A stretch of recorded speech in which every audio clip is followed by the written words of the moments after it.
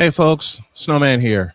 You've heard me often, ask for help from me and my family, and that is going to be paramount, and it is always going to be paramount. All I will say is today more than ever, because we're in a bind and we need your help. So you're going to see this banner at the bottom for most of the day, most of the show, because we need y'all more than ever right now. We had to change some plans around. We had to shift some things around, and we need some help. So if y'all can, please hit the Cash App with the $ Tallman Dr. K50. It would really, really mean a lot, not just to me, but to my wife and my children. That said, let's have some fun. Let's go. I can't do it. We'll do it live. Do it live. I'll write it and we'll do it live. Mister, will you please wake up, wake up, wake up, wake up, wake up?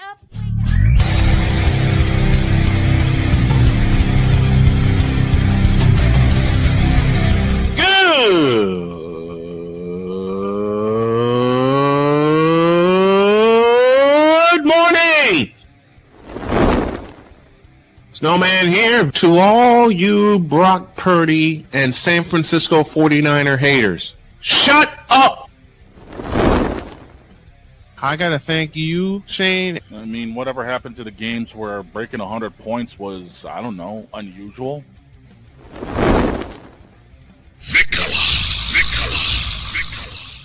There was one word to sum up the All-Star weekend. Trays.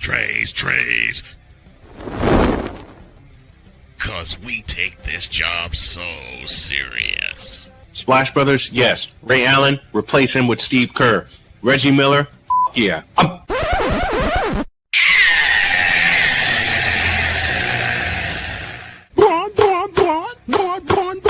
What in the all types of blue hell? I got enough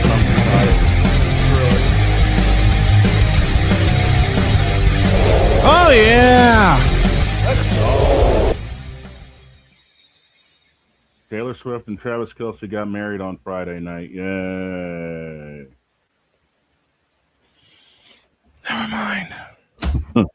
Taylor. Taylor. I'm going to sock you in the throat. And it's sitting right there. I know the joke is sitting right there. It is. Good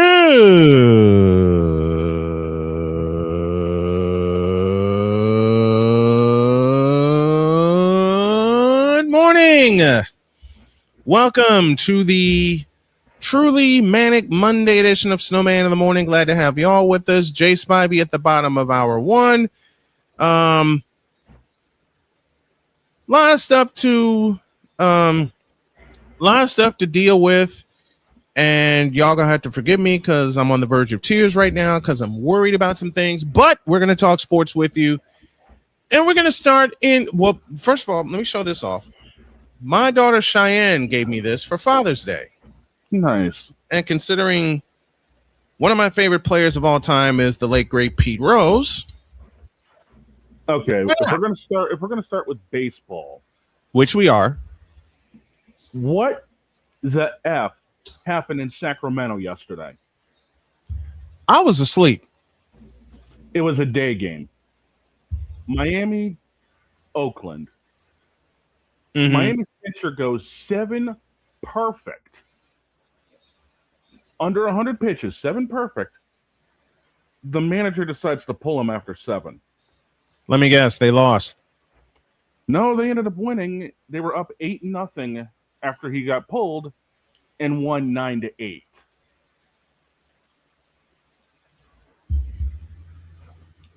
Say that again. When this guy got pulled, they were up 8-0. 8-0. Miami ended up, yes. And in 2 innings, Oakland scored 8 runs, only to lose 9-8.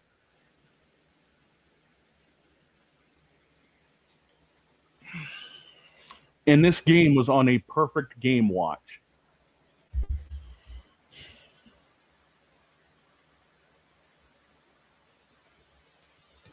What in the all types of blue hell? I don't know. I got nothing. Miami, what are you doing? I got Their bullpen imploded. I got nothing. Hey, look, our bullpen imploded twice, Yeah. allowing 2 walk-off wins to Cleveland. But at least my White Sox split that 4-game series. Mm-hmm. So to be on a perfect game watch, 7 perfect innings, 21 up, 21 down. With 6 strikeouts, if I With remember correctly. 6 strikeouts. And Oakland came back and tied the thing? Oakland came back and fell 1 run short, 9-8. I think it was 8-6 after 8, and then it was 9-8 at the final.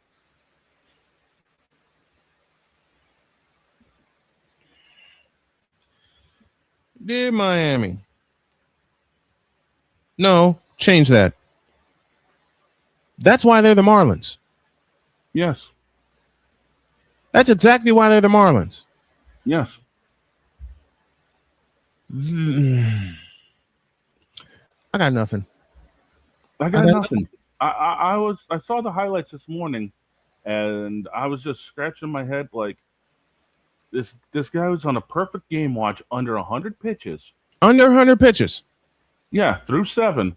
Through 7. That's a Burley special. And they pulled him. And practically blew the game. Oh, Bretta. Oh, Bretta. Deeds. Passionate. Come after me! I'm a man! I'm 40! Unflinching. Let's go back to losing. Parking was easier. Unrelenting. They're not going to keep him off the field tonight. Totally. This one has a chance. Deeds.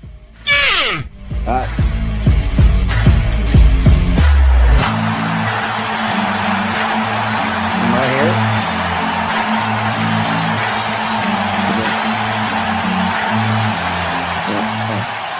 Hey, That's what's not up, just guys? a murmur, that's a full-blown fibrillation. What's up, up, DC? Deeds?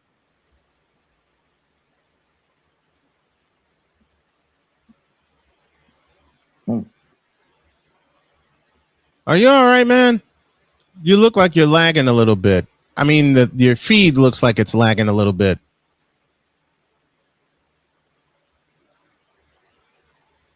And it is. Okay. We'll do this. We'll come back to him when he's situated. Pizzle's with us, says good morning, but they won, and that's all that matters. He's right. He's right. I could say the same thing about my White Sox yesterday. Led 2-0, trailed 3-2, led 6-3, tied 6-6, and won 7-6. And all I could say was thank God. Yeah, it was Yuri Perez that was dealing for Miami yesterday. Yuri Perez. And dear Yuri Perez, I'd request a new manager. Yeah, final line, 7 thrown, no hits, no runs, no walks, 8 strikeouts. And they barely won. How? Yeah, because Lake Bakar, his line, no innings pitched, 4 hits, 5 runs, 2 walks, no strikeouts. That's what happened. 5 runs. And he couldn't get an out. And he didn't get an out. Oh, my gosh. Nope. And then it turns into Pete Fairbanks giving up 3 hits and 2 runs. Yeesh. So, yeah. Oh, brother. Typical Miami special, if you ask me. And this was supposed to be a contender? Who told this lie? I think the entire city of Miami is so rattled that LeBron might show up. The baseball team is suffering.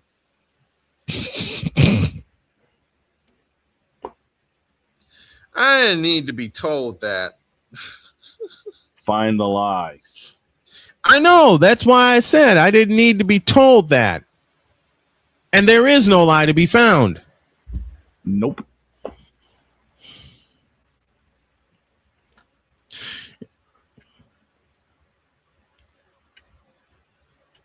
Wow. Yeah. Wow. And this is what they get going into the All-Star break next week. By the way, is it just me or has the All-Star game lost a lot of luster recently? In all the sports. Yes. I think we'll start there. Okay. Okay. There are all-star games across the 4 major sports. You suck. Ain't that the truth? Ain't that the truth? When did I watched the Major League Baseball All-Star game in '87? Me and my family did. 13-inning classic ended 2-0 American League. I think it was 2-0. I know the final score was 2-0, and it went extra innings. And players got multiple at bats. They wanted to win. Now you get a participation trophy. What? Hey, you made it in the All-Star game. Yeah. Never. I'd refuse. Because if I'm not going to be in a position to win, I don't want it. It was National League over American League 2-0. And it was in Oakland. It was in Oakland. Yep. I believe that, correct me from, that was in Oakland, California. I'm looking up full right now. Ironic thing is, that game was 1987, almost 40 years ago. And it had the date of that game, July 14th. This year's All-Star game, July 14th. And it went extras, didn't it? It went 13 of them, and yes, the game was in Oakland. Time of game 3:39, attendance 49,671. Listen to those last two numbers. 49,671. Time of game 3 hours 39 minutes. Final score of that game 2-0. Pitchers duel. Who started for both leagues in that game? Saberhagen for the American League, Right. Mike Scott for National League. Mike Great Scott, who won a division title with a no-hitter, by the way. That'll be on the test later. Listen to these lineups, dude. 1 through 8 for the American League. Ricky Henderson, Don Mattingly, Wade Boggs, George Bell, Dave Winfield, Cal Ripken Jr., Terry Kennedy, and Willie Randolph, and again, Saberhagen as your starter. National League, Eric Davis, Ryan Sandberg, Andre Dawson, the great Mike Schmidt, Jack Clark, Daryl Schmuck Strawberry, Gary Carter, Ozzie Smith, and again, Mike Scott as the starting pitcher. Where are those all-star lineups? MLB The Show 26. Where are the... Okay, here we go. Cole, this one's for you. Where are the all-stars for the all-star game? See, but see... Yeah. The Pro Bowl, I'm not going there. Let's not. The NBA All-Star Game, I can't do. No, just no. Just no. After the silly lockout year of 1999, the All-Star Game went downstairs.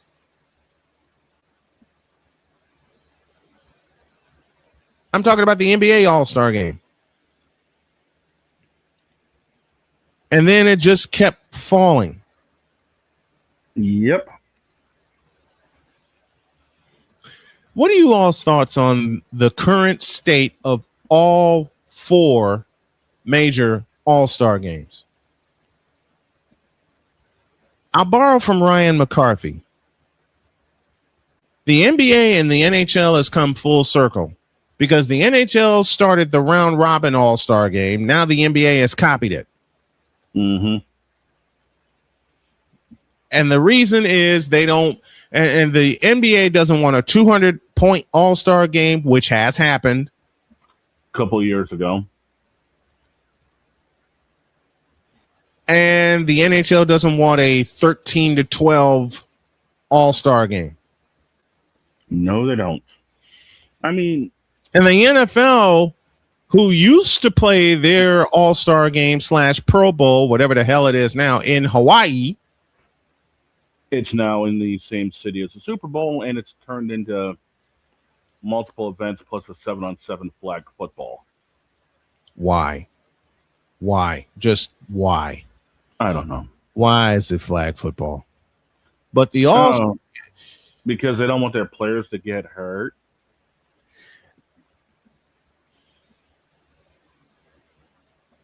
I see that look.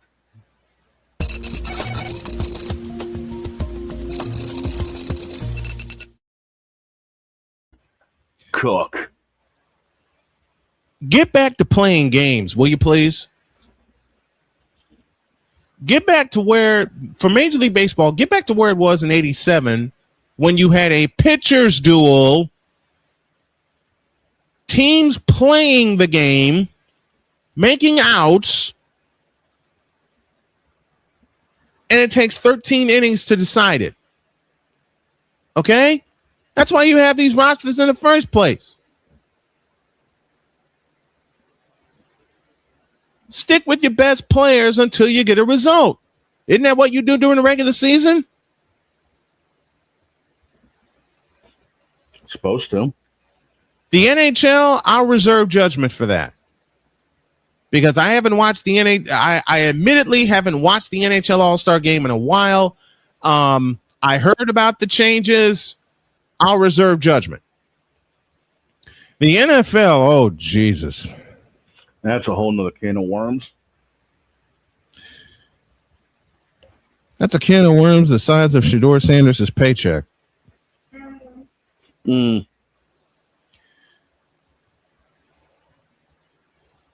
But I understand not wanting to get hurt for these All-Star games. I get it.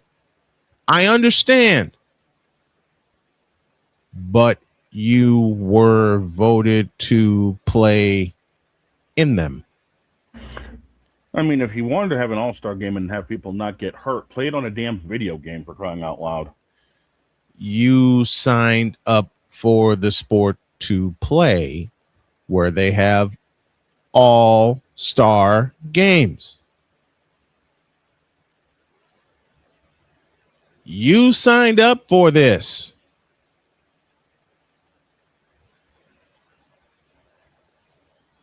You signed up for this.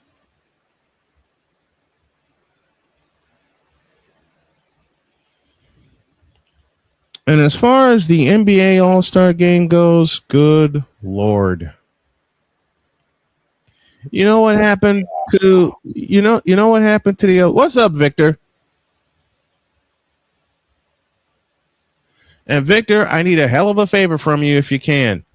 You know what happened to the NBA All-Star Game? LeBron James, that's what happened. Yeah. Oh, here we go. The joke. I've got something for that here later.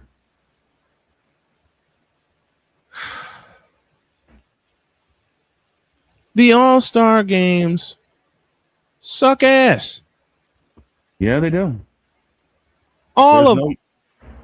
I mean, back when I they went actually to played for something, when they actually played for something, what was it? For about a decade, if you won the All-Star Game, your division hosted the World Series. Your league hosted the World Series. And oddly enough, the phrase "this time it counts" began on the South Side. Yeah. It began in Chicago at the 2003 All-Star Game, where Hank Blaylock blasted what turned out to be the game-winning 2-run homer off of Eric Gagne. There's a name we ain't heard in a dog's day. Gagne. And Victor, you're right. It's not the all-star games without any all-stars in it. I mean, Vladimir Guerrero Jr. has already opted out with a back injury. Can you blame him? No. I mean, unless it's... I'll go back to my roots. One of the first All-Star games I ever watched was 83, and it was on the South Side, and it was Mario Soto for the National League representing the Cincinnati Reds, and Dave Steve for the Toronto Blue Jays for the American League. And you saw something in that game that you ain't seen since. What is that, you may ask? A grand slam. Yeah, true. I mean, you don't see grannies in All-Star games much anymore. Fred Lynn did the deed. And it wasn't cheap either. No, it was not. It went halfway up the mezzanine. I watched that one with my parents, and I was at the one at New Comiskey Park in 03.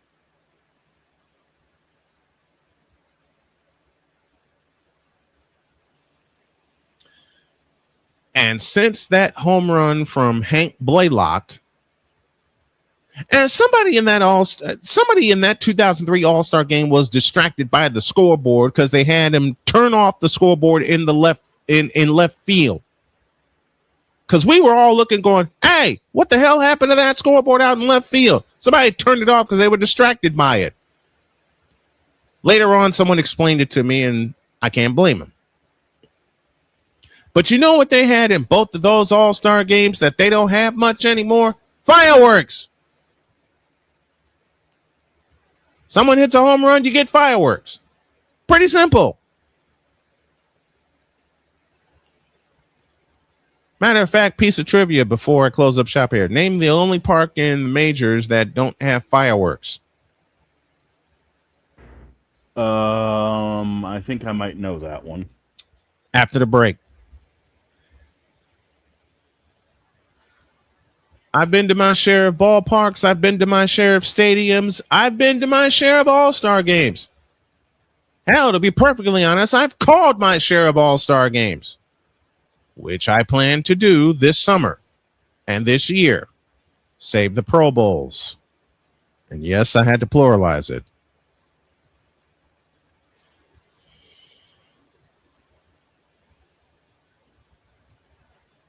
I don't know what the hell happened to the nerve of these players. I don't know what the hell happened to the competition gene of these players. But y'all need to hurry up and get it back. Because the question is often asked, are you not entertained? Hell no. How's that for an answer? Matter of fact, the great Chris Dietz provides the perfect question to close this thing. What are we doing? Quite frankly, Dale Earnhardt said it best. They might as well tie kerosene rags around their ankles so the ants don't crawl up and bite their candy ass.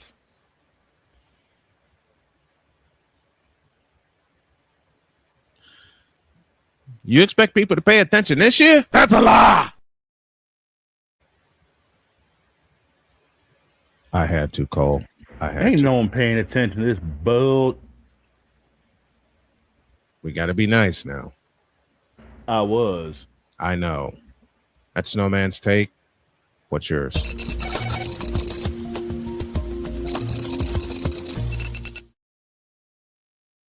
After the break, we'll get a few Spivey notes in.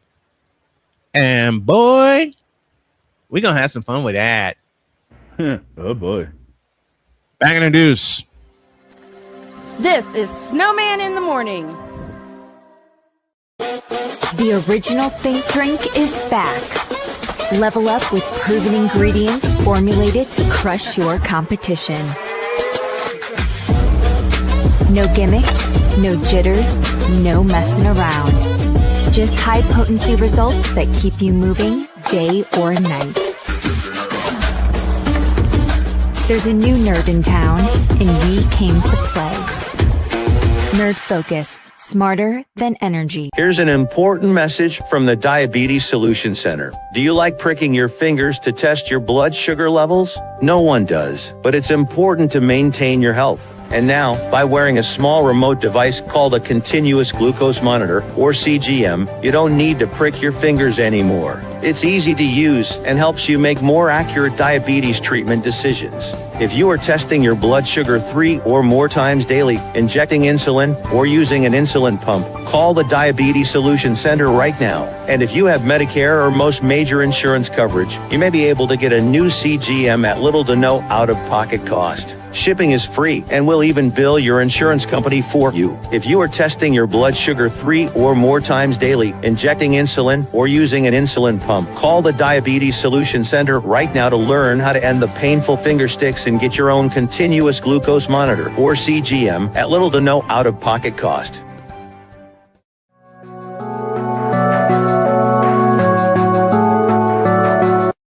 I want to do a TED Talk, but I don't have anything to talk about yet. I'm getting there. Life is for the living. We're not here that long. You can learn anything you want to learn without any money spent. What do I really enjoy? What do I really want out of life? I am your host, WIZE. Are you in a life holding pattern? Well, this is for you. Welcome to the Stuck in My Mind podcast. Live every Monday, Tuesday, and Wednesday at 4 p.m. Central.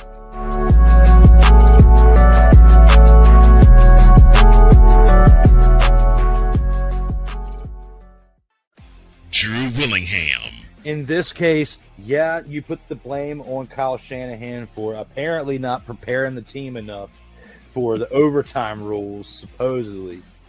Cole Johnson. Peyton was considered the winner, and he was the darling of all darlings for Gerald. With a special appearance by Tyrone Alizé McDummy. Ain't nobody calling me. Text delete, delete, delete, delete, delete, delete. Join these two football enthusiasts as they give you Total Football Talk.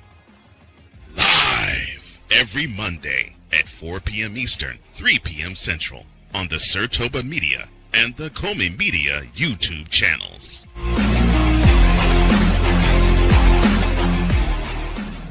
Cause we take this job so serious. I'm sorry, what are these things called? Spices? Spices, thank you. My brain went bleh. What in the all types of blue hell? This is Snowman in the morning. When it comes to LeBron James, all of our minds do that.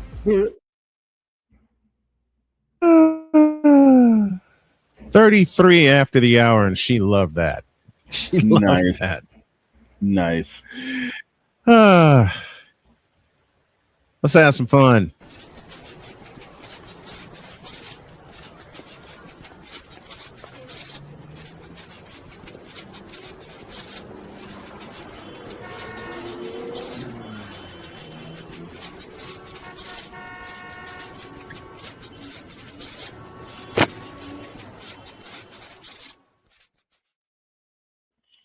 Jay Spivey's with us from North Carolina. Morning, Jay. What's up, guys? What's happening, Jay? Okay, Jay sent me a note yesterday that had me laughing. And a certain show down in North Carolina has met its demise. Huh? Yeah. The original host of said show has gone to Westwood One, very dear friend of ours. And yeah, as of was it, Jay, this past Friday, it bit the dust. I guess I don't know what. Honestly, I don't know what went into it. I don't know a thing about this. I'm guessing the radio station just decided to go a different direction, but it sounds like he is going to continue with his TR show. Oh no. Okay, you've got me confused. Who are we talking about here? Take a guess. There's about 10 people I could think of. Okay. He was the person we're referring to with the TR show. I'm not saying it because I think the name is dumb to begin with. It is. Because I've driven down the interstate many times, and especially in this day and time, you don't see a lot of tobacco on the roads. Nope. You don't. You don't. This guy was my producer once upon a time. Oh God, I think I'm on the track of you guys now.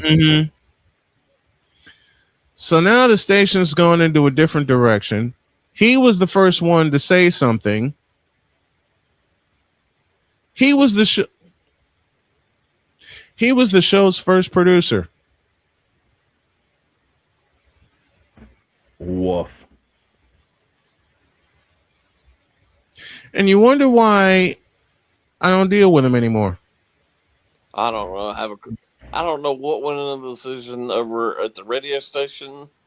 I don't know if it was the owner, the producer, whomever. I have no idea. All I know is what I saw. Obviously, he's staying with his what is it? I guess it's online stuff that he does, his streaming stuff. Yep. That's not going away, and I'm gonna guess that's probably going to increase. That's going to increase. Oh boy. Break out the shovels. Well, I still go back to it's not. You can't make your show basically about two sports. And that's my argument about why he and other people do. And it's the same way about ESPN, all their talk shows except for PTI. Yeah, it's all about two sports. PTI. I love PTI. I love Pardon the Interruption. PTI, I'd never go a day without watching it. I watch it every single day. The other shows, I couldn't begin to tell you how little I care about them. I mean, let's be honest. They only really talk about one sport and then one person in one sport. Let's be real. Oh, it's two sports. It's NBA and NFL. The NBA and NFL is all they care about. Yeah, and like I said, they only talk about one person in one of those sports. That's it. The other sports, I mean, the other shows you know what drew me away from ESPN? The way they changed Sports Center. Oh, I don't. Like last night, I watched it after the World Cup was over. I watched it just because I hadn't seen any other sports yesterday. And in 1 hour, I don't think they showed more than 2 baseball highlights. I'm not surprised. I mean, there was like nothing of any significance on there last night. I mean, honestly, I watched it this morning, both the SC at night and then the 7 a.m. edition, and they showed maybe 15, 20 minutes total, and then maybe a few of them in top plays. That's about it.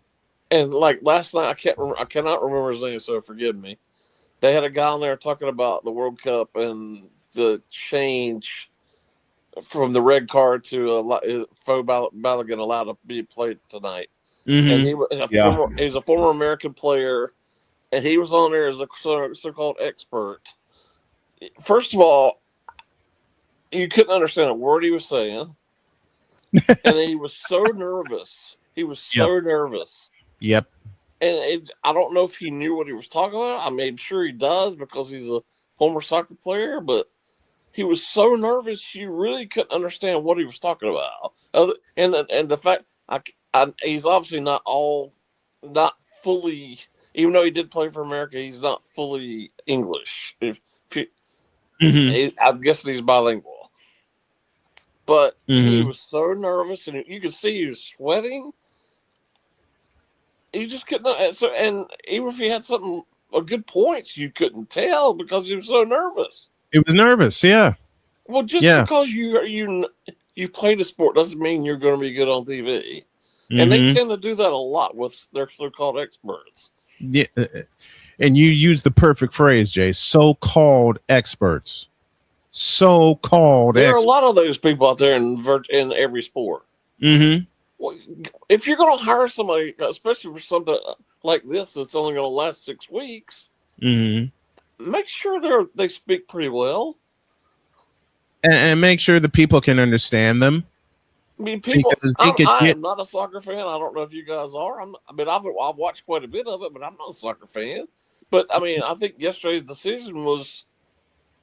Obviously, I'm American. I'm wanting to do well, but I think it was bogus. I think it sets a bad precedent. No pun intended, considering who seems to got involved in it. Right. And then praising himself for it online yesterday, as he always does. As he. Oh boy. Well, we all know that ego's more inflated than LeBron's stats. I mean, come on here. Are we surprised? Well, this guy yesterday, he never said a word about that. And they asked him, and he was like, he just kind of blah, blah, blah, blah. You just kind of mumbled his way through everything. Yeah, because he was trying to avoid the typical, well, you know. No, I don't even know. I think this guy was just so nervous. I don't even think he knew what he was talking about yesterday. Yeah. That can happen. I've seen that happen. Been down that road, actually. But I mean, this is a big deal. I mean, especially tonight, it's a big deal. Yeah, it is a big deal. Have somebody on there who has a clue what you're talking. Now, I will say this, and I know he's a soccer player. He's a former soccer player, but he is excellent on TV, and he knows the sport. Taylor Twellman is excellent. Yep. And they've been having him a lot on there, as well as PTI. He is excellent on TV. But you got to have those kind of people on there who know what they're talking about, and who don't freeze when you're asked a question. Right. And we've seen that, and with that 4-letter network, we've seen it so many times where they bring so-called experts on that when you ask them a question that's something they're supposed to be an expert on, they freeze. Right. Well, I'm the first to admit. I mean, if it weren't for my job, I'm very shy outside of work. But work forces me to talk to people. Yeah. But like when I used to work at the newspaper, part of my job was that I had to do like weekly videos on, and we'd stream them on the website. Yeah. At first I was like, I did not want to do that. I really did not want to do that. Right. But I got to the point where I thoroughly enjoyed doing them. And most of the time I didn't even see the camera in front of me. I was just too busy talking to the person I was talking to. Yeah.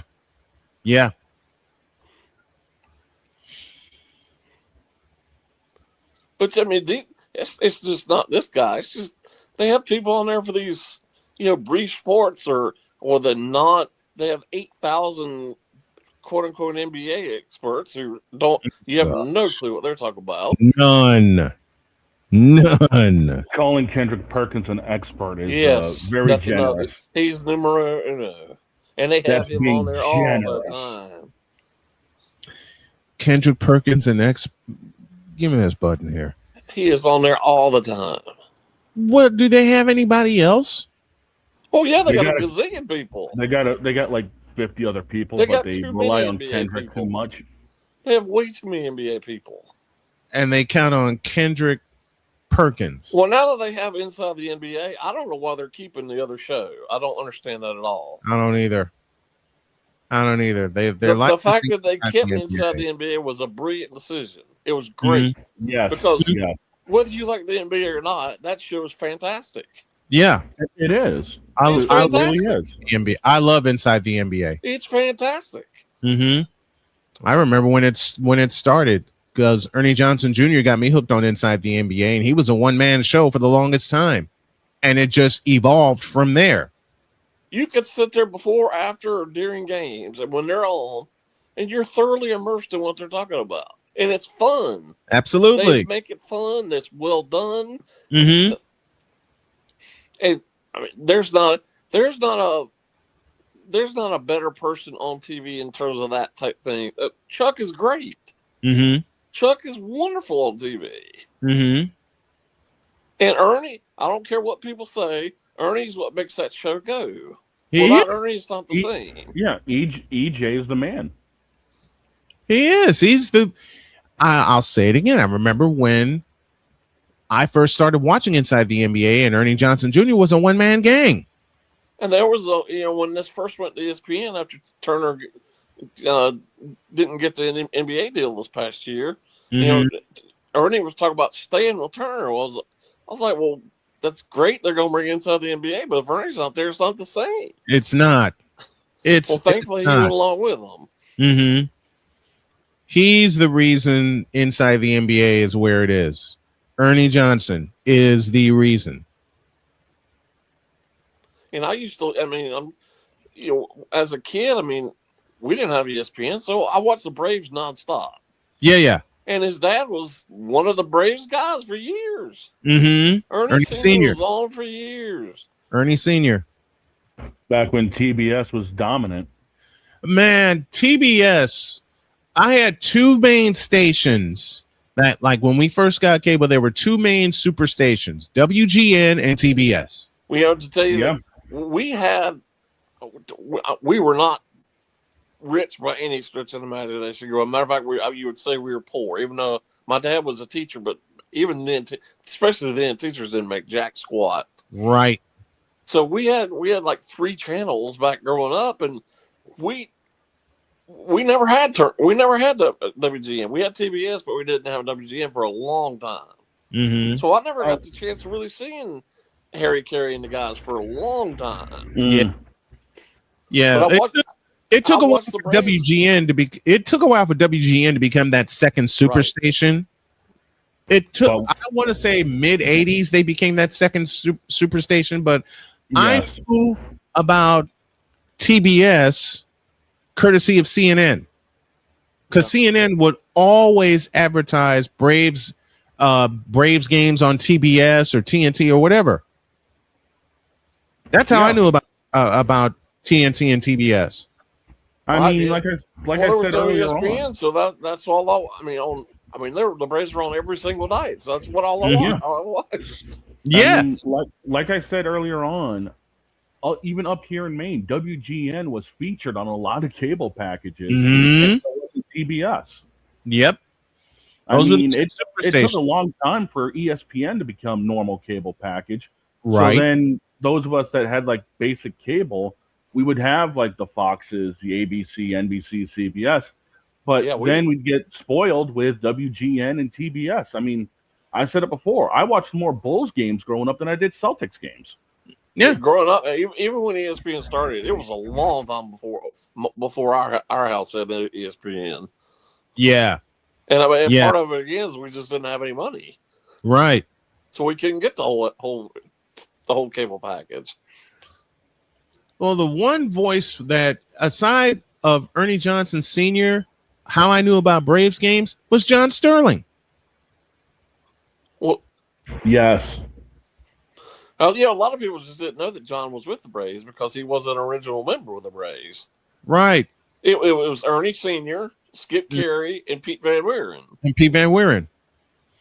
And then John Sterling came over. Sterling came along, and not only was he one of the television voices of the Braves, he's also one of the television voices of the Hawks.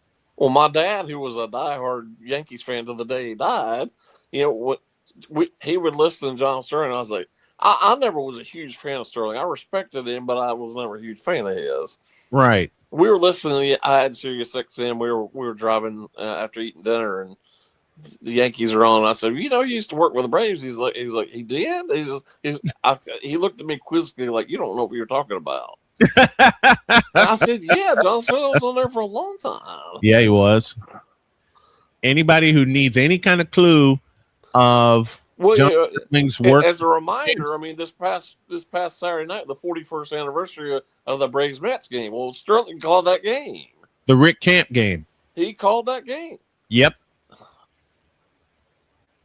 The Rick Camp. This is the wildest, craziest game I've ever seen. This is what he said. This is certified as the wackiest. Right. He said, if Rick Camp hits a home run, this will be certified as the wackiest game I've ever seen. There you go. And when you know it, the last player on the bench hits a home run to tie the game.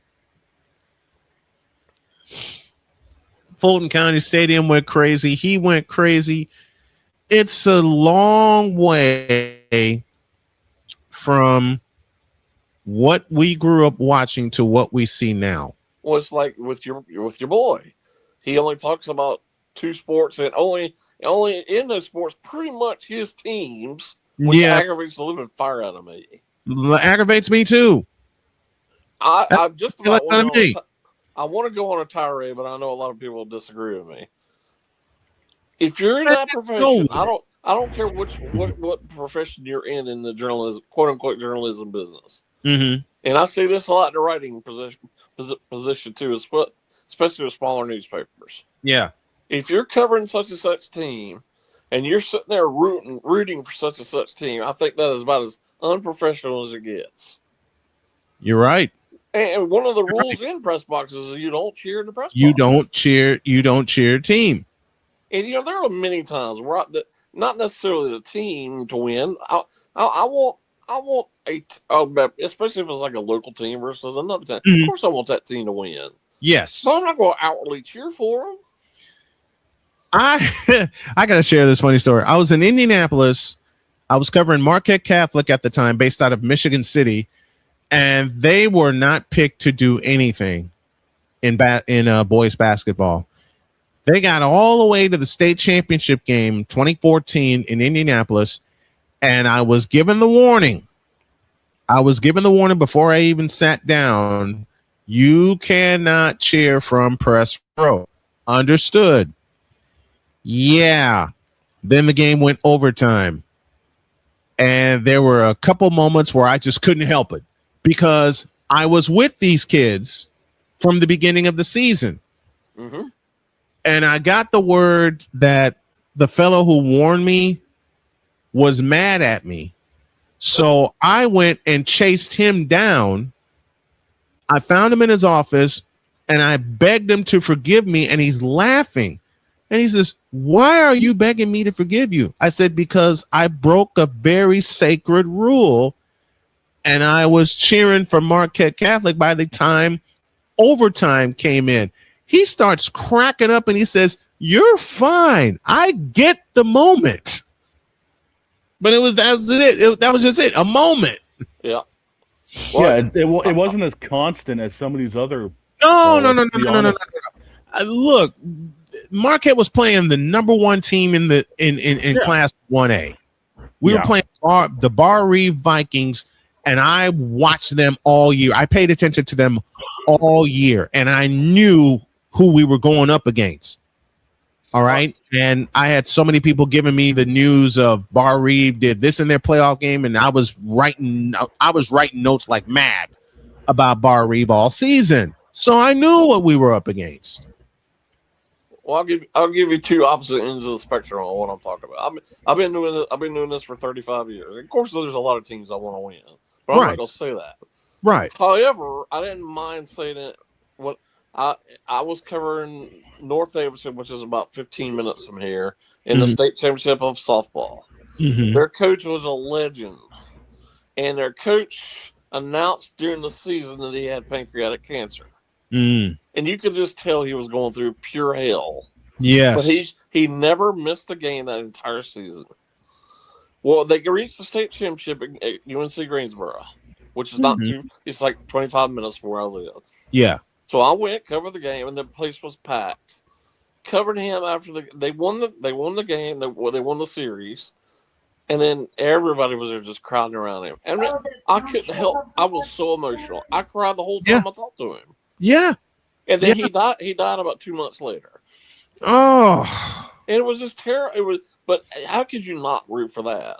Mm-mm. Now the other thing is, not to diminish that whatsoever, but especially now that I'm with a smaller paper, I pretty much cover one high school because of where it is. Yeah. And I get this all the time when I cover games, like whoever's up in the press box, whether it be the PA guy or somebody else, they'll be like, "What's it like covering y'all?" And I was like, "Who's y'all? I'm not a y'all. I'm just here covering the team. Right. I'm not part of this team whatsoever." Well, it's just like him. It was we and us. He don't have a uniform He's not. on. And Deed says the perfect line. Tell that to the Georgia football booth, Georgia Bulldogs. Because they're supposed to be unbiased, but these guys cover the Georgia Bulldogs. So I get both sides of that spectrum. I do. I understand it more than anybody I realizes. understand rooting. I mean, if you're in the Georgia booth, I get rooting for your said team. Yes. But don't say we and us. Mm-hmm. You're not on that team. Well, Larry Munson did it all the time, and Scott Howard does it now. I think that's wrong. Scott Howard. You're not a we or Howard an does us. it now. You're not a we or an hour. You're not an hour either. Mm-hmm. I don't use when I call games. I don't use those pronouns. I don't. I don't. Do I want the team to win? Yes. Perfect example, Indiana Fever. Do I want them to win? Yes. But I'm going to be fair in calling those games also. I mean, I interview the coaches and players all the time for this high school. I never ask them we, us, or our, and I never will. No, nor will I. It's not right. It's not. It's just like I think I don't want to put this. I don't know this for sure, but I get this perception. I think a lot of the coaches there want me to just kind of bow down to the school. That's not going to happen. I'm there to cover the school. I'm there to do a service for the kids and the coaches and the teams. I'm not there to be the PR agent for the school, and nor will I ever. Exactly. I will say again, I've had my moments, Marquette Catholic being a few of those moments, because I covered those. I never bowed down to the school, but I fell in love with those kids. Yeah, absolutely. I fell in love with those kids, boys and girls basketball, because I was there three and a half seasons. Fell in love with the kids. The parents made it fun. Right. The heck with the school. It was the kids that made it fun for me. Same held true about Hebron baseball in 2016 when they got to semi-state, and one of the pitchers that was on that team is now a member of the Milwaukee Brewers, and Chad Patrick. Right. And when I tell people in messages all the time, I saw Chad pitch in high school, and he says, how is that possible? I covered his games. More to the point, I did play-by-play for Hebron for 2 years. The rules are getting too blurred for me. But I'm sticking to what has worked for me over the course of almost 31 years. Well, I know he's basically his own boss, but I just don't understand why more people don't get aggravated by it. We, us, and our. I get so aggravated. I get so aggravated by it because that was one of the first rules that I was taught. You may be hooked up with a team for the entire season, but you still call it fairly. Right. You still call out bad plays, good plays, right down the middle. You don't say we, us, or our, or anything like that. That was one of the first lessons I ever learned. Well, football's pretty much the only sport. Well, I guess maybe I've heard of some others, but for the most part, football, because I've sat next to him at the game, it's always we, us, our. Mm-hmm. Not for me. It isn't. And then, I understand why he wants to localize everything, but it's not just the Hornets and the Panthers and Carolina. It's just not. The only teams that he wants to cover. Why would you not cover the Hurricanes or the other teams in the Big Four in the ACC? Exactly. Especially he lives in a city where there is an ACC team. Mm-hmm. And he says nothing about that. He never says a word about Wake Forest. Ever. He never says anything about Wake Forest. If it ain't about Carolina, he's not with it. And you know what? We'll close the hour with this. And Jay, I think you remember this. He sent a question to me that he wanted me to answer on the air about the greatest moments in Panther history. Oh, jeez. I said, "Are you kidding me?" Who cares? He says, "Yeah, I want you to answer that question on the air." I didn't. Who cares? In fact, to really piss him off, I did it for the team I grew up watching, which was the San Francisco 49ers. He didn't like me for that. But you got to have fun with it. And I did then. Jay Spivey joining us every single Monday at the bottom of hour 1. Thank you very much, my friend. Love having you. Can't wait to talk to you next week. All right, guys. Appreciate it.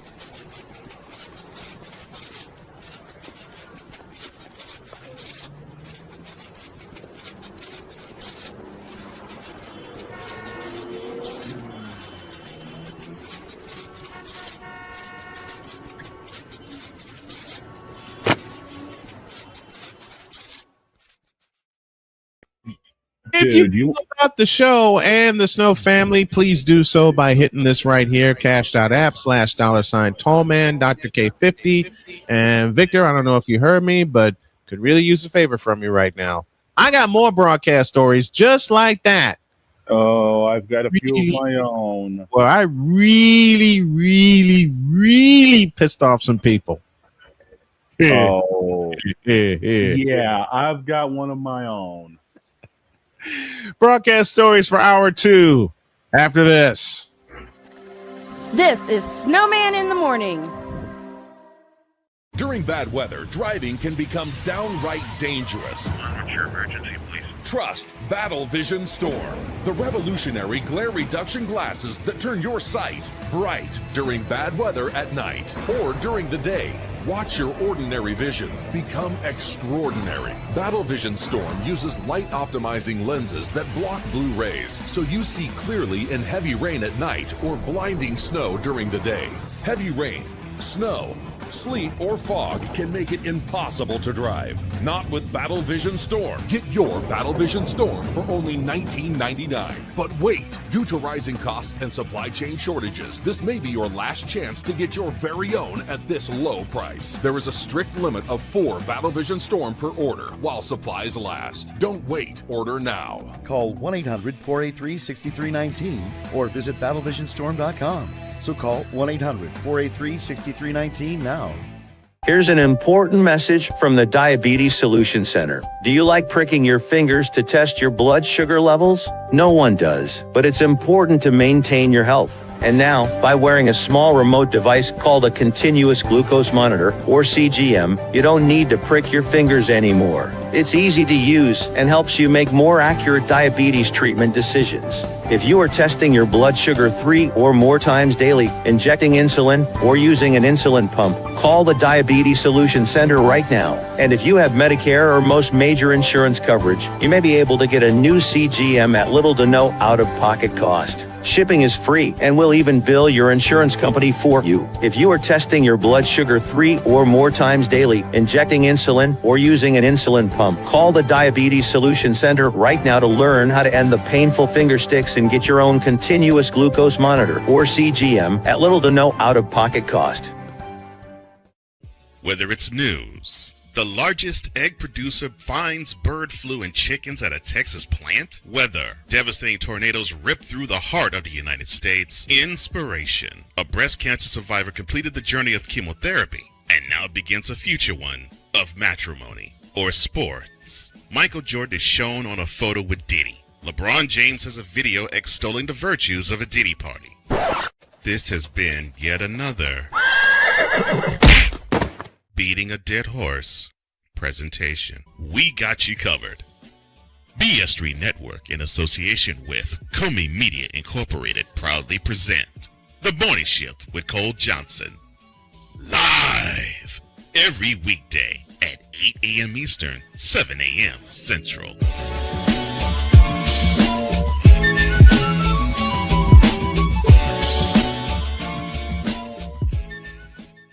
Because we take this job so serious. And Father O'Shaughnessy need to go to hell. That's what he needs. What did Father O'Shaughnessy do? I quit. We're done here. I'm done. We're out of here. What in the all types of blue hell? This is Snowman in the morning. I didn't even make that off. I was just touching strays.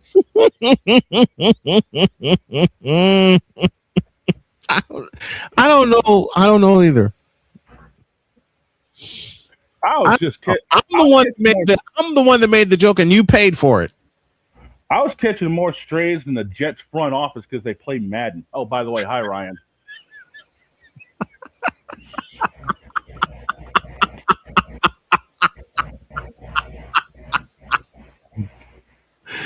$11:04. We owe you an ID. This is Snowman in the morning. Broadcasting live in your region, across our nation, and around the world. This is Snowman Multimedia. Hemorrhoid. Lebron. Hemorrhoid. Now get out of my face, you thirsty bitches. I'm on Alarm Island. Give me them cocks. Thank you. I retire. Wow. That package. Okay. Okay. Let's see how it is. Oh, shut up. Like you haven't thrown a few at me. Yeah, true. True. More ID. You're listening to WQVZ, 1700 AM Mission Radio. For me and the Lord, we got an understanding. We're on a mission from God. 11:05, and we're sharing broadcast stories. And I'll expand on the one that I told before the break. Okay. We were living in North Carolina, and I'll echo what Jay said. I understand wanting to localize programming. I get it. But I'm a Chicagoan. Yeah. When he sent me that rundown and wanted me to talk about the best moments in Carolina Panther history, that takes all of about 30 seconds. I didn't do it. Obviously. I didn't do it for two reasons. One, I couldn't. And two, that's not my team. Exactly. he says you didn't even try to talk Panther football because that's not my team, dude. Nope. Because the team I grew up with actually had a quarterback. Exactly. And then he says, y'all ain't gonna believe this, Ish. Then he says, can you do it tomorrow? What? Wow.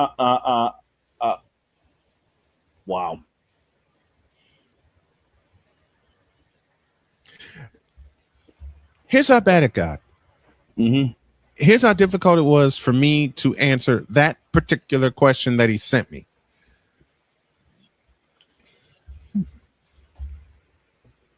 Jody came in. Mm-hmm. Saw the rundown. And said, why are you doing that?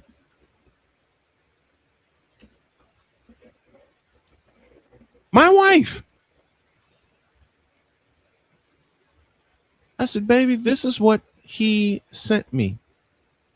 And she looked at me and says, you didn't do it, did you? No. Well, what team did you did it? What team did you discuss? Mine. She gave me a rub down and says, good move. Then she came in and really started joking around because I tried doing it again. I did. I tried doing it again. And it didn't work. Nope. Of course. The second time I taped it, the first time I taped it was about the 49ers. Second time I taped it was about the Colts. Well, you're working with the material that you've got. I mean, the Colts have a longer list of moments than Carolina. And why didn't I do said request of this gentleman, y'all ask? Rick said it best, because the Panthers are Trays.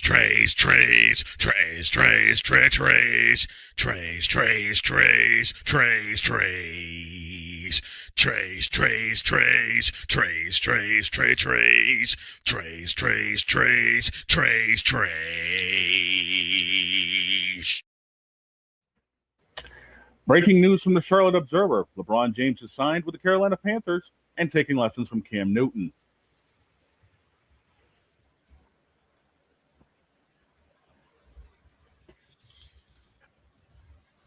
This moment of bronze sexual stupidity is brought to you by Hooked on Bronix. When you start talking like an idiotic bronze sexual, Hooked on Bronix can set you right. Call 1-800-UK. Real LJPM, now approve all this. Speaking of that, there was an interesting moment during the NASCAR pre-race show yesterday. I think you told it. I did. Let's hear it. Marty Smith, who normally works for the Four Letter Network, was hired by TNT to do the pre-race show. Mm-hmm. Okay, that's all well and good. Marty's known around the NASCAR circle. And during the pre-race show, because they were in Chicagoland for the 400, they panned to a shot inside the United Center of that famous Michael statue. Mm-hmm. As they're coming back from commercials showing that statue, Marty drops the bomb of all bombs, saying, quote, "All you kids that say LeBron James is the GOAT, get out of my face. It's MJ."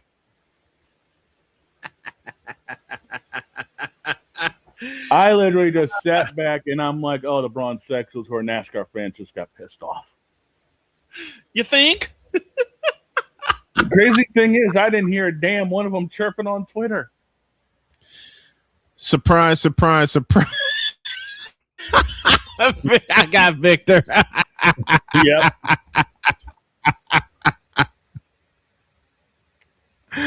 Now, what's one of yours? You said you had a story for us. Okay, so this is one of the rare times I got pissed off in the broadcast booth. Oh, no. So I'm covering a league race. My producer, a good friend of mine, Dave Regal, and I were covering a truck race at Dover. Mm-hmm. The race itself is going fine for about 40-odd laps until we think it's a normal crash happens. So, it's yellow flag. We go through the replay. Yep. And it turns out that it was actually more of an intentional junking. Oh, my gosh. Which caught somebody else out, destroying their day. Mm. I proceed to go the absolute F off in the booth about what happened. I mean, I'm laying down the law basically about the incident. Yep. Like, I gave no quarrels about if people got pissed off with what I was saying. None. Like, my impartialness went clean out the window. I was talking about it as a driver. I was talking about it as a car owner. I was talking about it as everything. We don't need that ish. No. So I get done my spiel, and within about 10 seconds, we go to commercial. Producers in my ear like, "Are you good, dude?" "Yeah, I'm fine. Why?" "Okay, we talked about it. Let's move on from it. We don't bring it up again the rest of the broadcast." Right after the race, I'm in the league's Discord like, "Guys, I'm sorry I went off about that. The whole spiel, like I'm supposed to be unbiased, yada, yada, yada. Mm-hmm. I apologize." Mm-hmm. Every last one of them in that Discord to a T said, "We'd rather have somebody with fire in the booth than anything else." I was like, okay. No.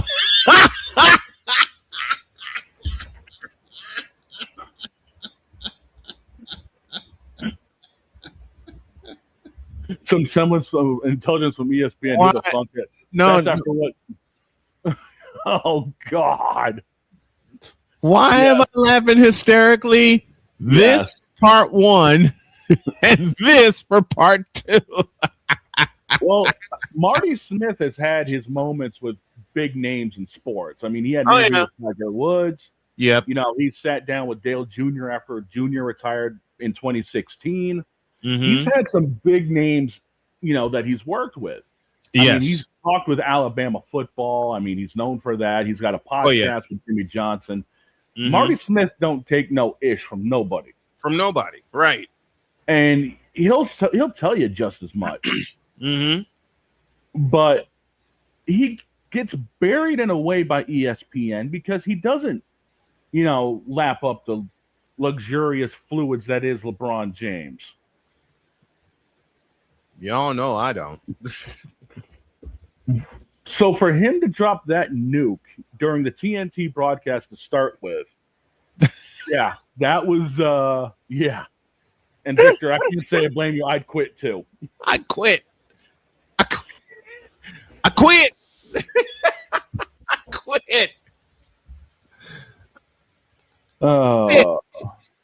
I think Marty basically said, "Get out of my face, you thirsty bitches." To LeBron James fans, yes.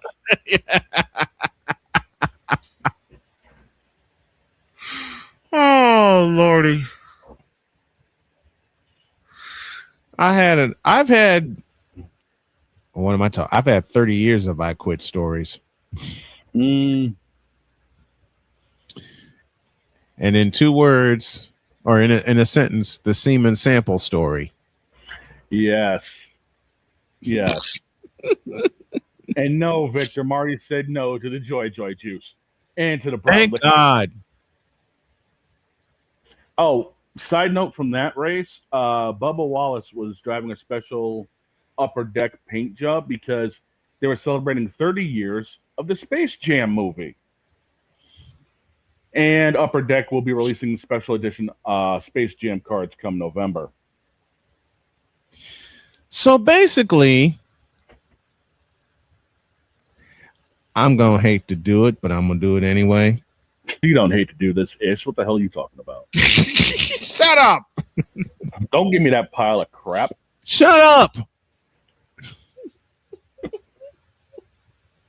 And this is what we get for trying to think we're going to go 3 hours on a Monday. Okay. So basically, Marty got a song sung to him. That sounds like this. Use a troll. Troll. Use a troll. Troll. Use a troll. I said that use a troll. Troll. Hey, Braun fans, shut up.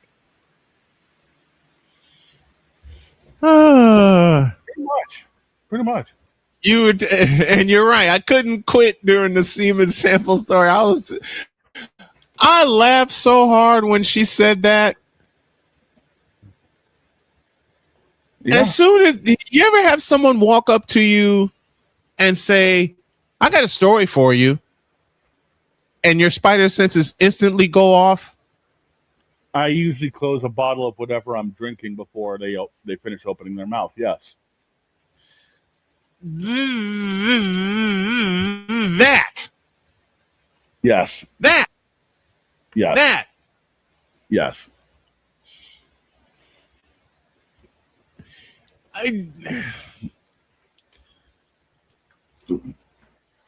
I don't know.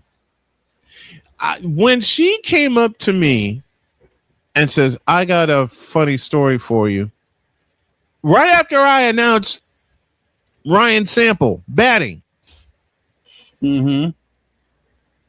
As I've told this story, her mother, Ryan's grandmother, don't tell him. He'll run with it. Don't tell him. And by that time, I'm intrigued. I said, okay, what, how, what? Tell me. Why did I say that? You find out the story the hard way. That's what she said. Yeah, that's exactly what she said. All she had to say was, my maiden name was Seaman. And I lost it. Yep. I lost it. Semen sample. Yep. Then she comes up to me and she heard me talking about Jay Leno's weddings.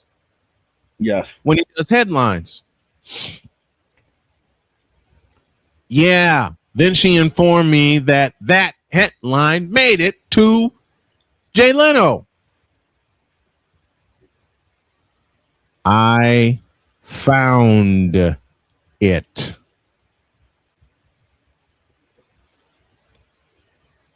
Oh, no. I found it. Rip. Just rip. Man.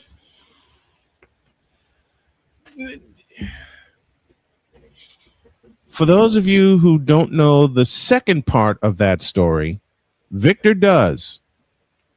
That was 2007 when that happened.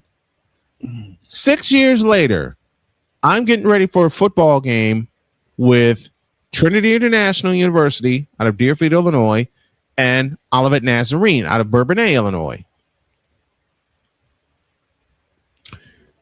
Olivet Nazarene sent me all the information I was looking for. Their game notes, their 2D, their depth chart. For those of you that wonder what a 2D is, that's their depth chart. Then I saw the name of the quarterback for Olivet Nazarene. Yeah, boy. The name of the quarterback for Olivet Nazarene. Remember, this was 2013. This was 6 years after I had him in the I had him in the tournament, in the baseball tournament. The quarterback's name was Ryan Sample. And I said, no, it can't be. And then came the following Tim Allen impersonation of "Arr!"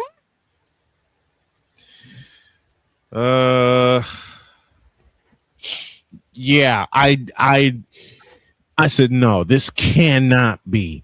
So I do some cross-referencing for 20 minutes. It is. It's him. It's him. Mantino, Illinois. Ryan bleeping Sample. And instantly you start laughing. I start cracking up. I said, this cannot be him. It can't be. Mind you, I spent 20 minutes cross-referencing this name. I said, this cannot be. This ain't him. This is not him. This is not him. This is not him. It's him. The first person I called was Victor. I said, Victor, you ain't going to believe this. He says, what's that? You know, I'm getting ready for Saturday with TIU and Olivet Nazarene. He says, yes. You ain't going to believe the name of the quarterback for Olivet Nazarene. He says, lay it on me. Ryan Sample. Victor hangs up. I was about to say, Victor's next words, click. He calls me back and says, say that again. Olivet Nazarene's quarterback is Ryan Sample. Victor's next sentence, for the second time, click. Yeah, that sounds about right. Calls back a third time. You have got to be bleeping me. Exactly. And Victor, you're absolutely right. My brain went, oh no, it couldn't be. Yep. Yep. The one and only Ryan bleeping, blapping Sample. In which Victor posed the ultimate question. How the hell are you going to get through a broadcast without laughing? Well, my the most honest answer, Victor, You're not. I don't know. Well, Like somehow you did. I don't know. I see him warming up, and the kid can play. Kid's got a rocket arm, and I'm going, I'm gonna laugh. My interns were going, why are you going to laugh? Long story. I'm going, how am I going to sit here? I'm praying he does not throw the ball all over the field. But I know Olivet Nazarene's offense. In the years I covered them, they always operated out of the gulp spread.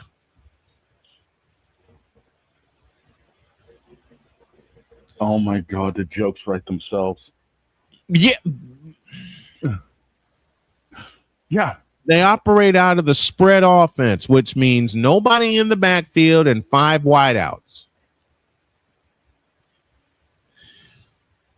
All I did was pray that entire afternoon that I don't lose it whenever I had to say sample back to pass. Yeah, that did not last. Do you know that Ryan Sample threw the ball 51 times?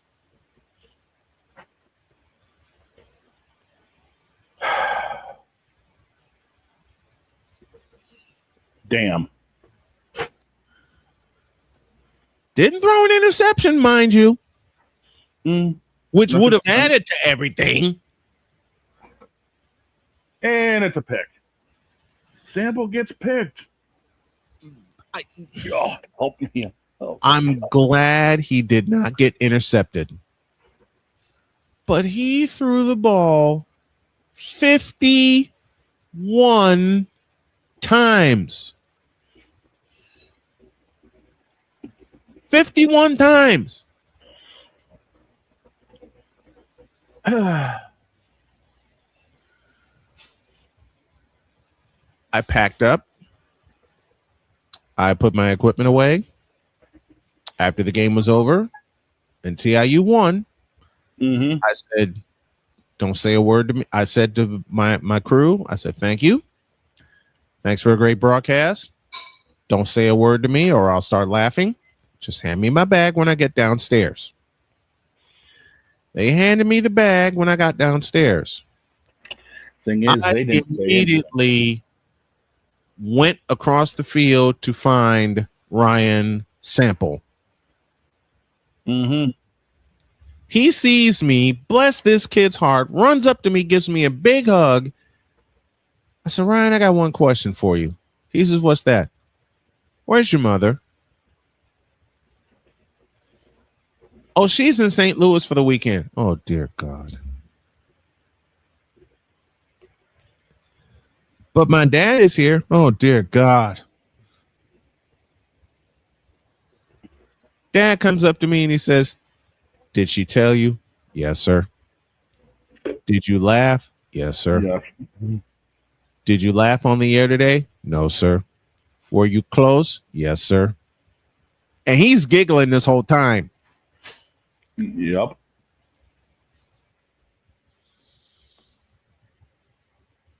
I found the clip from Jay Leno and I sent it to the crew of the Seaman Sample headline.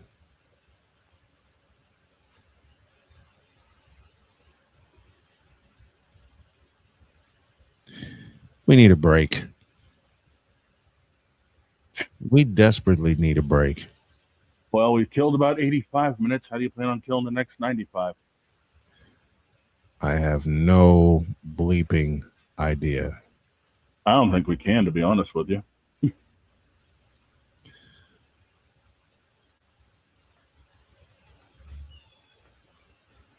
I don't know.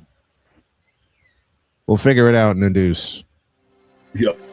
This is Snowman in the Morning.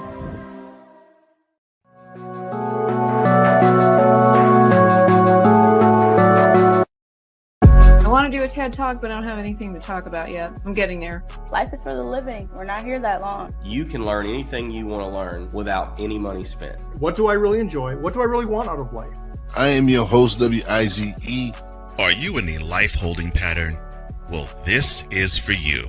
Welcome to the Stuck in My Mind podcast. Live every Monday, Tuesday, and Wednesday at 4 p.m. Central.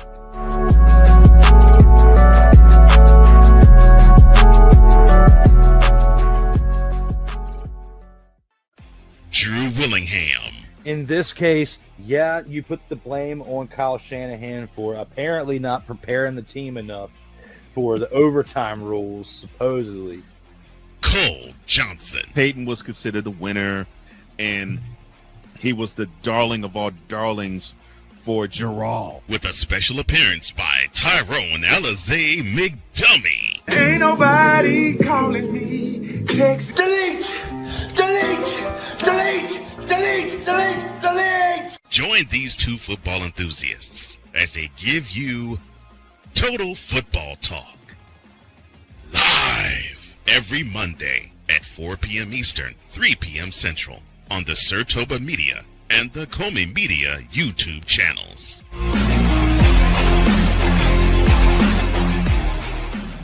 Join the transporter to Hades. Your butt and gut becomes one.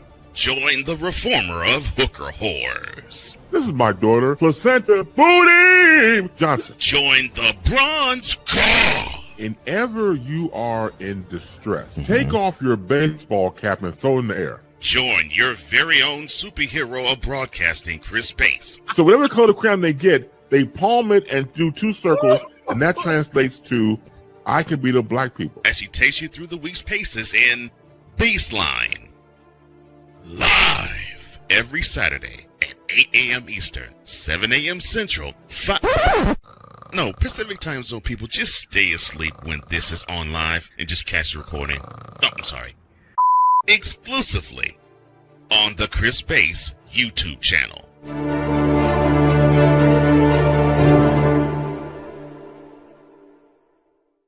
Here's an important message from the Diabetes Solution Center. Do you like pricking your fingers to test your blood sugar levels? No one does, but it's important to maintain your health. And now, by wearing a small remote device called a continuous glucose monitor, or CGM, you don't need to prick your fingers anymore. It's easy to use and helps you make more accurate diabetes treatment decisions. If you are testing your blood sugar 3 or more times daily, injecting insulin, or using an insulin pump, call the Diabetes Solution Center right now. And if you have Medicare or most major insurance coverage, you may be able to get a new CGM at little to no out-of-pocket cost. Shipping is free, and we'll even bill your insurance company for you. If you are testing your blood sugar 3 or more times daily, injecting insulin, or using an insulin pump, call the Diabetes Solution Center right now to learn how to end the painful finger sticks and get your own continuous glucose monitor, or CGM, at little to no out-of-pocket cost.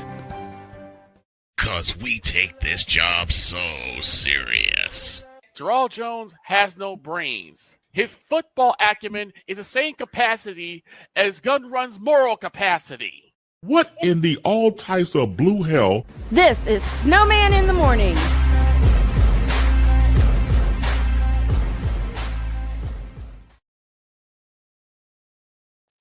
Oh, wait, there I am. 33 after the hour. Here's an ID for you. Broadcasting live in your region, across our nation, and around the world, this is Snowman Multimedia. To all you Brock Purdy and San Francisco 49er haters. Well, that game sucked. I am cute.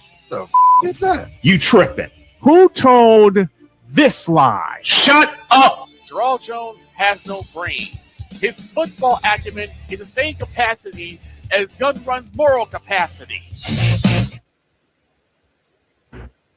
Okay, I love that package for one reason. I love that package for one reason. You've got Jen coming in saying I'm cute, and then you got Wise behind it. What the is that? A lot of people are confused when they come on here and see Jen. We have to be like, well, this is what we've got going on here. That's just perfect. I was 3/4 of the way asleep when I made that package.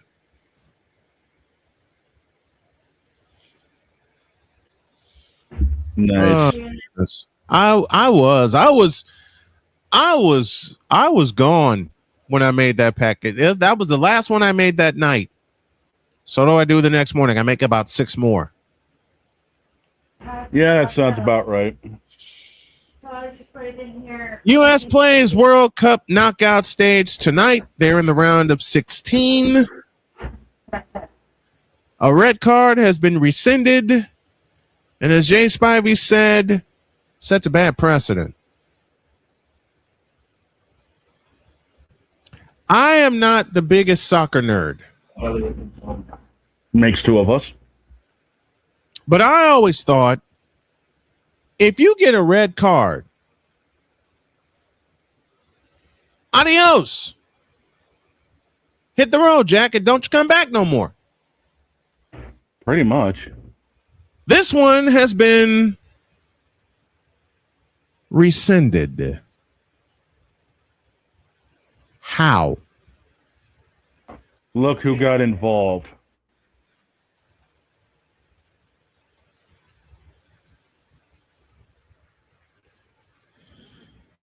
At the end of the day, How FIFA in the Vita Blue hell?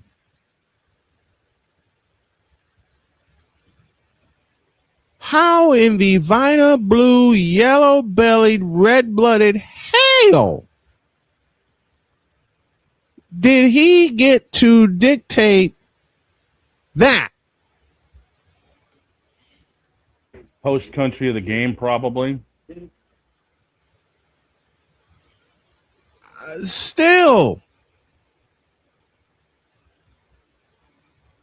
Don't ask me. Don't ask me. I'm not.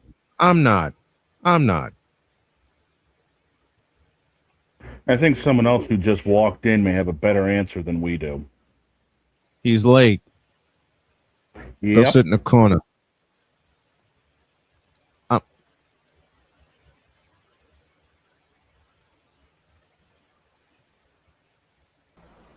Mexico Why got do you out. get depressed? La Raza lost. L3 lost. We lost. To Okay. England. Final was 3-2. Ouch.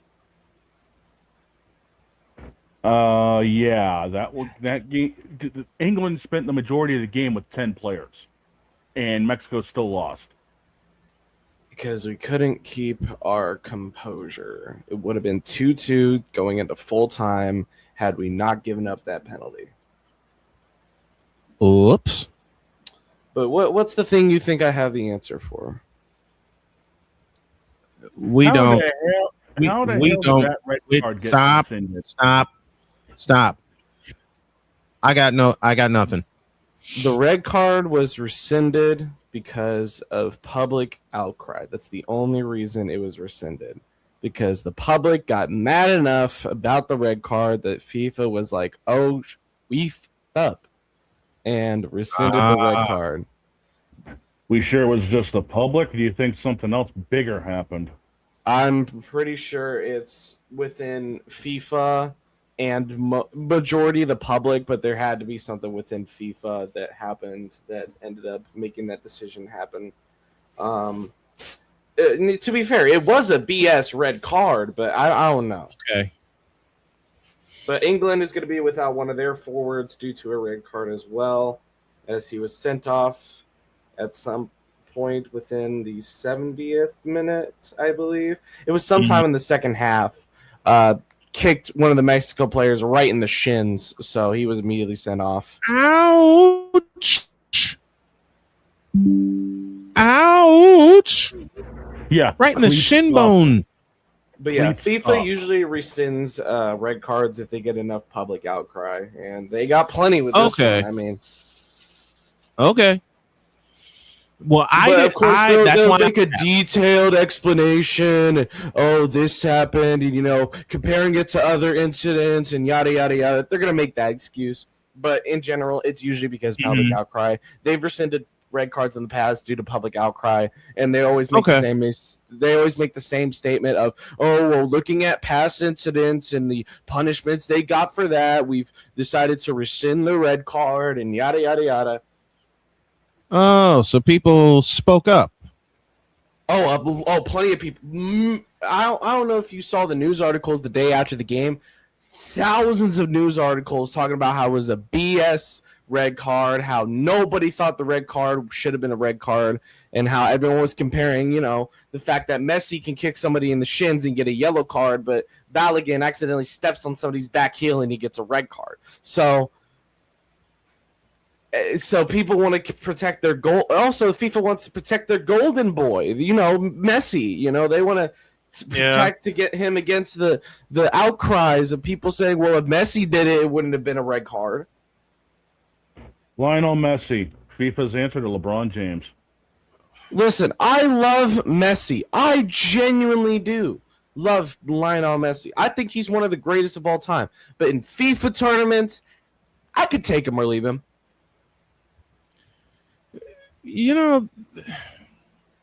Since we're talking about soccer, I got hooked on indoor soccer first.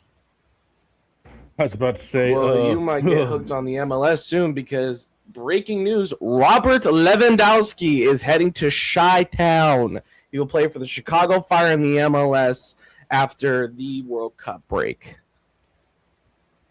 Who? He is the biggest star coming out of Barcelona. Repeating my question. Huh? The answer for Chicago. And terrible soccer. Look, I got hooked on indoor soccer, and we had the Chicago Sting for 20 years. Okay? I've seen my share of terrible soccer. We got our Kansas City Comets. Don't worry. I've seen my share of horrible soccer. The Cleveland Force, if that tells you anything. New England Revolution, anyone? Like I said, the Cleveland Force, the St. Louis Steamers, if that tells you something. The Dallas Sidekicks. Oh my God, there's too many jokes. Both versions of the Dallas Sidekicks. There's too many jokes, man. Oh, I know. The St. Louis. Oh, the Dallas Sidekicks? You mean the Dallas Cowboys, right? Oh. You set me up for that one, fool. You set me up. You gave me the D Wade bounce pass for that joke. I did. Oh my God! You gave me Wayne Wade. Wait a minute. Arms out. LeBron James dunking it. The Dallas Sidekicks featuring Brandon Aubrey. Featuring Dak Prescott. Brazil also lost, but Just a moment. The thing is, Brazil losing is a better thing for the league. I'd rather Haaland go on than have what's his name, Neymar, going on. Which prompts a question. I can't believe I'm going to make this joke, but I'm going to do it anyway. What position would Brandon Aubrey play for the Dallas Sidekicks? I don't know how indoor soccer works, but I think I remember he was a Toronto FC product. Mm-hmm. I think he was a defender, so he was a left back, center back, or right back, so he could boot that thing down the field if he needed to. But I don't think he was a striker. Let me fact check myself. Please do. Brandon Aubrey. Toronto. What position Brandon Aubrey would play? Left pine.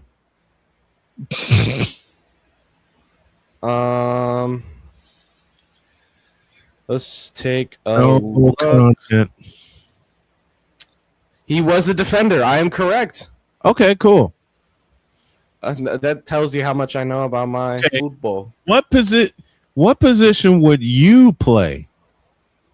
I'm a center defensive midfielder, honestly. I'm down in the center. I'm the second line of defense before the 4 guys, the 4, 3, or 5 guys behind me.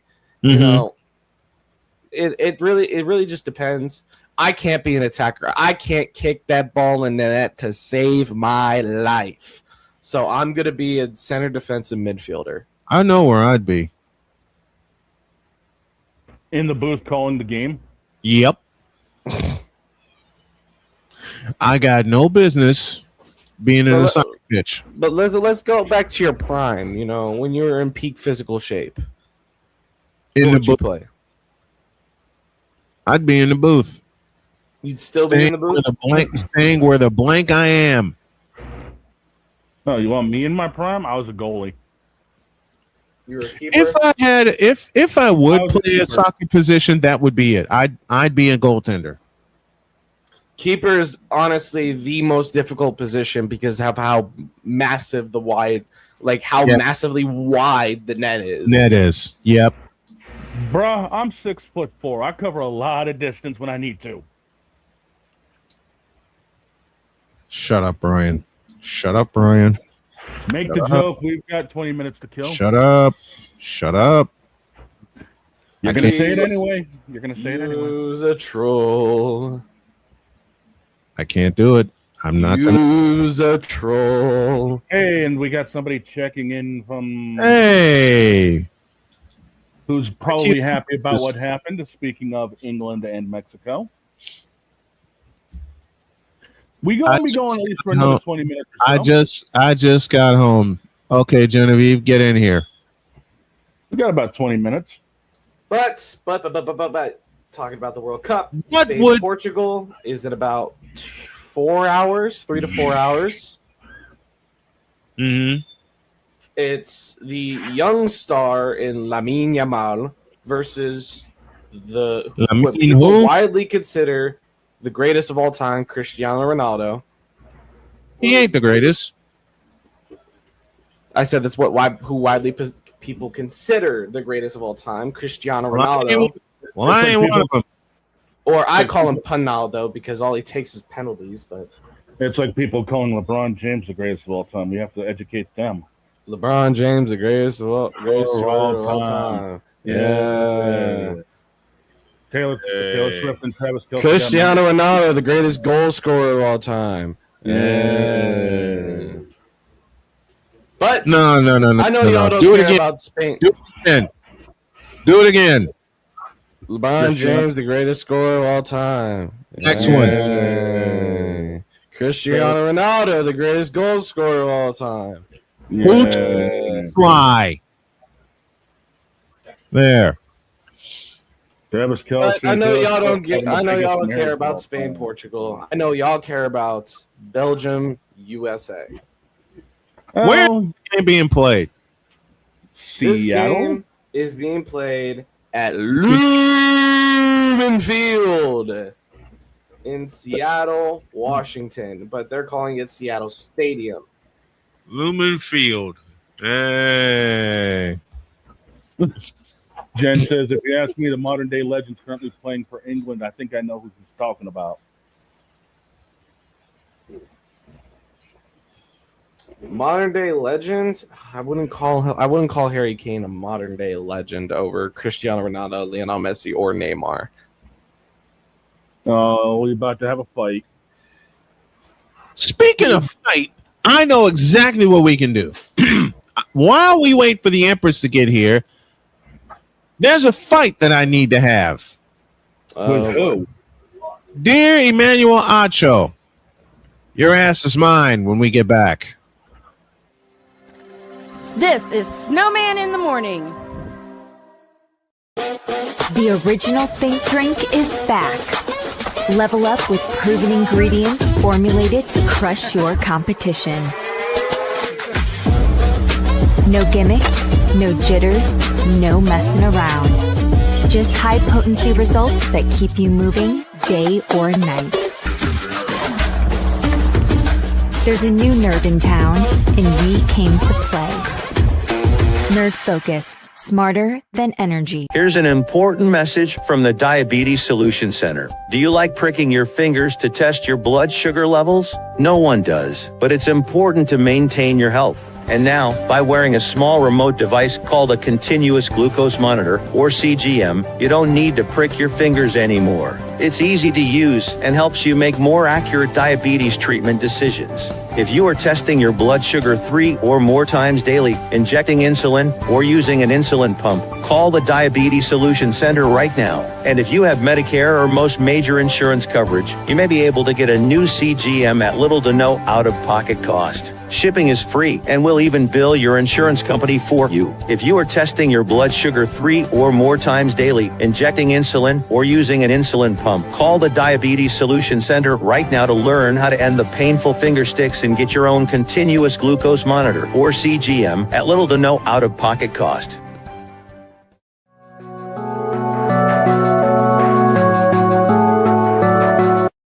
I want to do a TED Talk, but I don't have anything to talk about yet. I'm getting there. Life is for the living. We're not here that long. You can learn anything you want to learn without any money spent. What do I really enjoy? What do I really want out of life? I am your host, WIZE.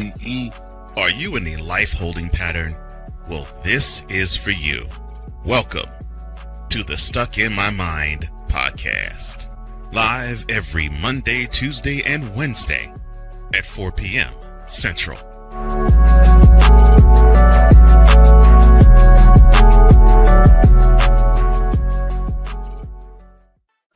Drew Willingham. In this case, yeah, you put the blame on Kyle Shanahan for apparently not preparing the team enough for the overtime rules, supposedly. Cole Johnson. Peyton was considered the winner, and he was the darling of all darlings for Gerald. With a special appearance by Tyrone Alizé McDummy. Ain't nobody calling me. Text delete, delete, delete, delete, delete, delete. Join these two football enthusiasts as they give you total football talk. Live every Monday at 4 p.m. Eastern, 3 p.m. Central on the Sertoba Media and the Comey Media YouTube channels.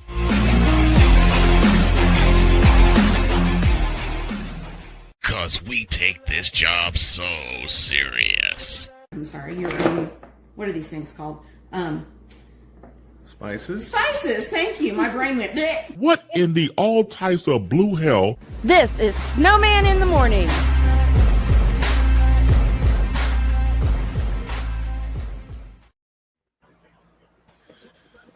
During that commercial break, I got two pieces of news that have hurt me. Oh no. A member of my Marquette Catholic family, her name is Donna Payne. I watched her daughter play for Marquette Catholic, and she's on hospice right now. Oh, shit. Irreversible cancer. She had beaten cancer once, and it came back even more aggressive than ever.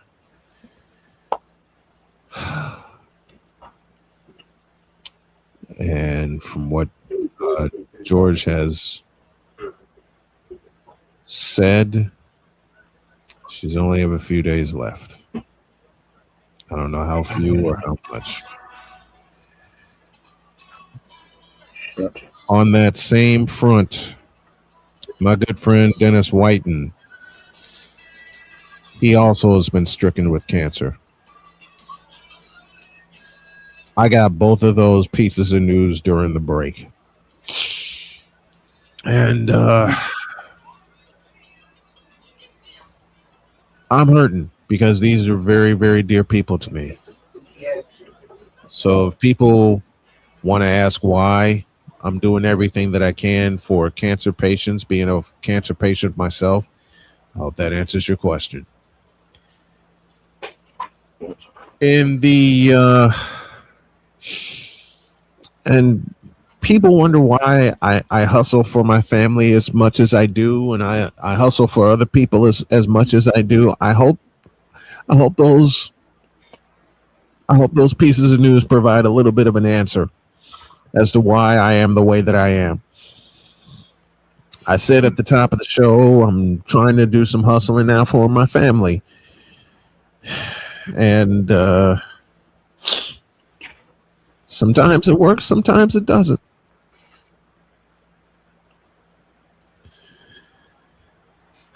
As many of you guys know, I lost both my parents to cancer. Later on today, I'm going to post Dennis's GoFundMe so he can get some help. I know I still need help, but I want to help others too.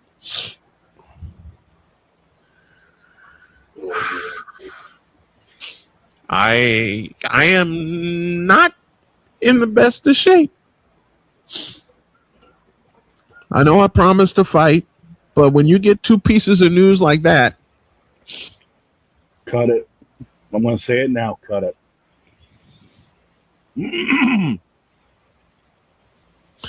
Bring, if you can, if you want for a couple of minutes, bring Jen in. But I say we cut this quick. I'm going to stop it here. I'm going to stop here because when you go up against that word, when you go up against that, even though I'm the one who's beaten it and one of many who have, it hurts to see someone else go through it. Yeah. And to find out, look, George and I have had many a playful sports argument, but if there's one thing I will not argue, it's family. And to find out that he's losing his wife breaks my heart. To find out that another friend of mine that I've done games with and for, to find out he's fighting it, breaks my heart. Yeah. And again, I saw Donna's daughter play for Marquette Catholic in the year they went as far as they did when I covered them, which was 2016. Yeah. Yeah. I have this for right now. I'll be as okay as I can. But what you all need to understand, after fighting the monster myself and winning the fight, to hear someone very close to me going through the same thing and not being able to make it,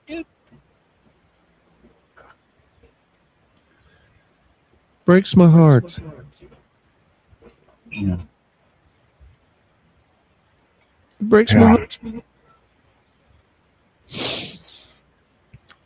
We do this show 3 hours a day, well, 2 today, considering that piece of news that I got, to keep you guys entertained and to keep you guys smiling and laughing. If you hear nothing else from me today, keep smiling and keep laughing. Please. I beg of y'all to do that. Spend as much time with your family as you can, because you never know when your number is going to be called. Yeah. I hope y'all understand why the stadium tour and the road to recovery, those are my two GoFundMes that are out there right now, mean so much to me, because I don't want to just be the one that benefits. I want to help others benefit too. Hell, my wife was told to get her affairs in order 4 years ago.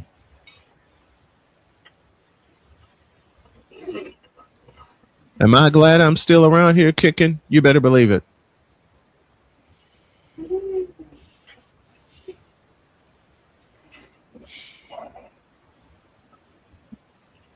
Every single day, I am reminded, just as Clark Goodlow was reminded, just as Sick Diggy is reminded, Victor, Shane, the Empress, Droid, everybody around me and with me are reminded of what I went through, my dad, my mom, what Donna's pain is going through now. And I love Donna especially because she bears the first name of my late daughter.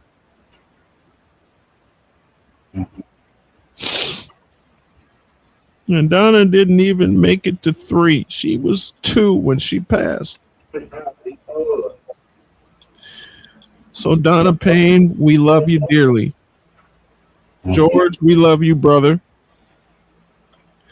I personally know the fight that you're going through. Both sides of it. I was about to say, unfortunately, it makes 2 of us because it's still fresh in my head what happened with my dad 4 years ago. Losing him to stage 4 melanoma. And to this day, you know, I still can't watch a doggone NASCAR race without choking up a little bit thinking of my dad. You with NASCAR, me with baseball.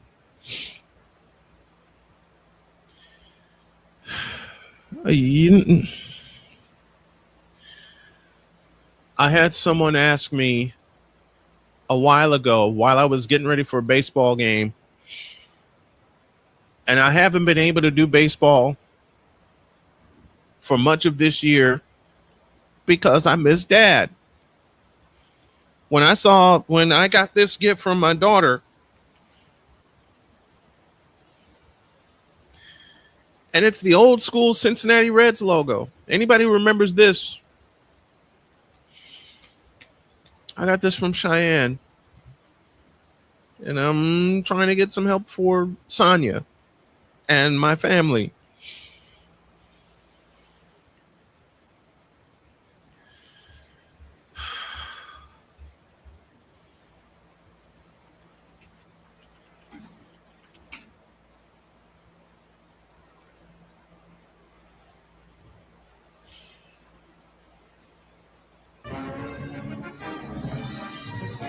Anybody wonder why whenever I do baseball that I have the Major League Baseball theme on NBC playing as my warm-up? Brings me back to the time where Dad and I would watch baseball every Saturday afternoon. I lost him to prostate cancer. I had the hell scared out of me with cancer twice. One was a prostate cancer scare, and the other, you all know very well, pancreatic cancer, stage 4.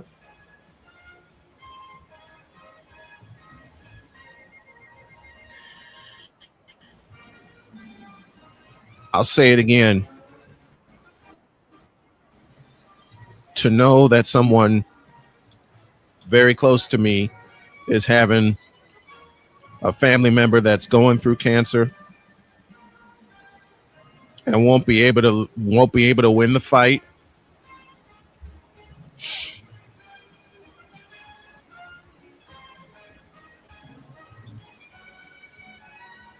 It's heartbreaking to me. Mr. George Payne Jr., we here at the Snow Crew love you dearly. You and Donna. I can't tell you personally how much you two mean to me. I mean it. George and I can fight all the time about who's the best in basketball, but when it comes to family, these two are family to me, and they forever will be. It took Marquette Catholic to bring us together.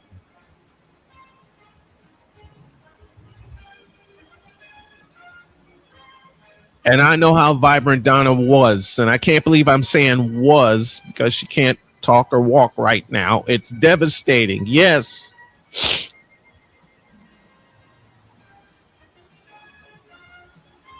We love you, George. We love you, Donna. We're here for you and with you through it all, man.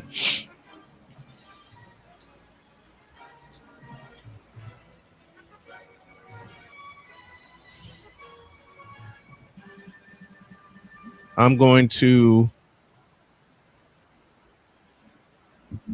leave you with the Major League Baseball theme on NBC circa 1985. Because if there's something that tied my family together, it was baseball before I lost Dad.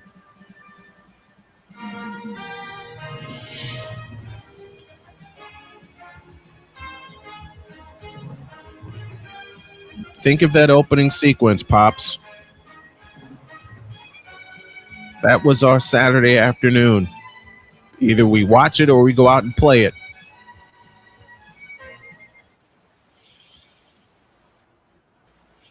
Doesn't matter what teams we're on. The Cubs, the Mets, the Reds, the White Sox, the Tigers.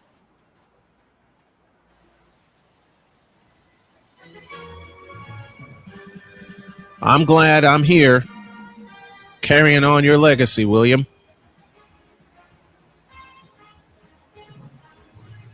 I'm getting healthier every day. But to those who may not make it or won't be able to make it, I'm still going to be right here fighting along with you.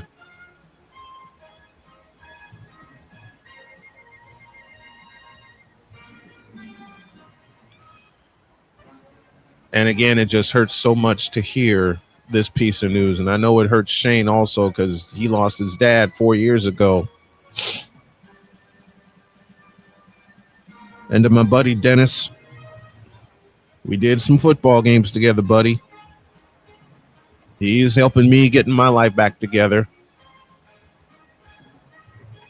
And to say that I appreciate everybody that has come along this ride with us, not just for today, but for the past 12 years, almost 13, doing Snowman in the Morning.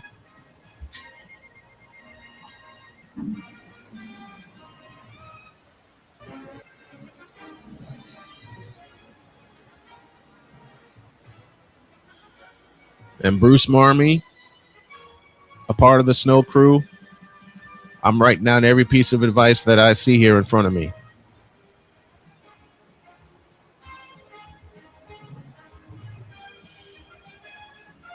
I'll say it again before we get out of here. If y'all can help me and my family just get a little bit through today, a Cash App would truly, truly help. And I'll say it again, it's not just for me, it's for my family. I'll be with BGS later tonight as we talk the happenings in the W and NBA free agency. My other buddy, Chris Hilliard, he's going through it.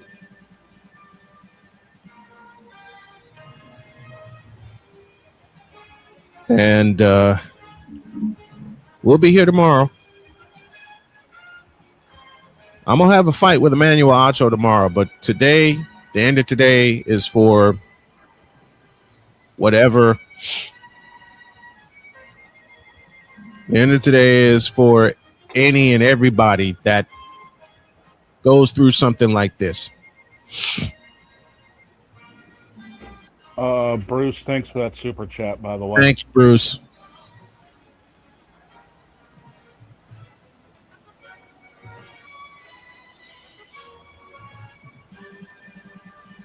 We're going to let this theme take us out.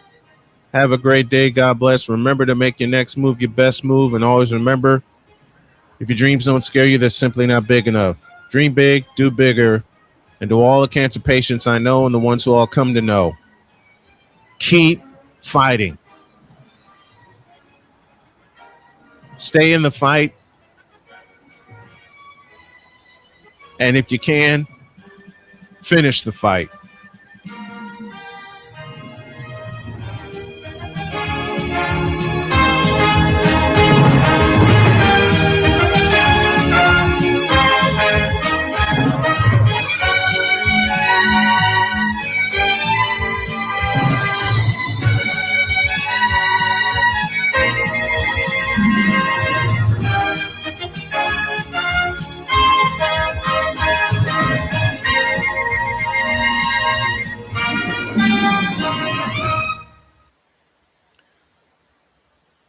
We love you.